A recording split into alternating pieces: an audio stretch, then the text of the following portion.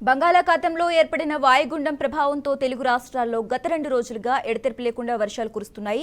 భారీ వర్షాలు కురుస్తున్న కారణంగా వాగులు వంకలు పొంగిపొర్లుతున్నాయి. ముఖ్యంగా ఉమ్మడి ఖమ్మం, నల్గొండ, వరంగల్ జిల్లాలో భారీ వర్షాలు కురుస్తున్నాయి. దీంతో ఈ జిల్లాలోని లోతట్టు ప్రాంతాలు నీట మునిగాయి. భారీ వర్షాలకు నల్గొండ జిల్లాలోని రామాపురం వద్ద చిమిరియాల వాగు విస్తృతంగా ప్రవహిస్తోంది. వరద నీరు ప్రవహించడంతో ఆంధ్ర వైపున వచ్చే రహదారి మార్గంలోని పాలేరు బ్రిడ్జి తెగిపోయింది.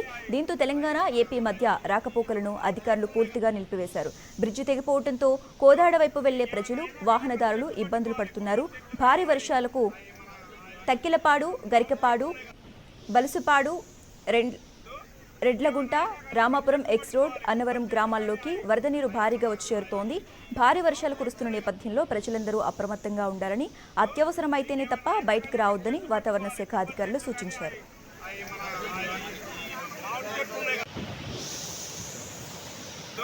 మీకేమైనా అయినా కానీ అక్కడ చెట్టు